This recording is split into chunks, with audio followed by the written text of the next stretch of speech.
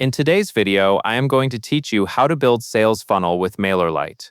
We will set up a simple funnel that starts with a landing page, delivers value right away, and then nurtures subscribers through an automated email sequence that leads to your sales page.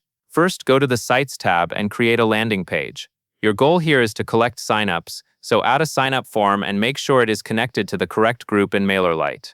This group is important because it becomes the starting point for your automation. Keep the page focused with one clear message, one clear benefit, and a simple form that is easy to complete. Next, design a success page. This is the page people see right after they submit the form. Instead of leaving them with a generic confirmation, offer immediate value and a clear next step. For example, you can deliver a download link, confirm what to expect next, or direct them to a helpful resource that builds trust. Now move to the automation section and click Create Workflow. For the trigger, choose when a subscriber joins a group, then select the same group you connected to your landing page form. This ensures every new subscriber enters your funnel automatically. Add an email step right away to deliver your welcome message or lead magnet.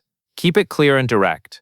Remind them what they signed up for, deliver the promised value, and set expectations for the emails that will follow. After that, insert a wait step, such as 1 to 2 days. This spacing helps your sequence feel natural and gives subscribers time to engage without feeling overwhelmed. Then add a series of email steps to nurture the lead and introduce your offer over time. Focus on helpful content, simple stories or examples, and clear takeaways. Each email should have one main purpose and one clear call to action.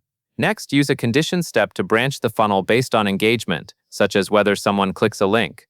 This lets you send more targeted follow-ups depending on what they show interest in. When you reach your final sales email, link it directly to your sales page or checkout URL.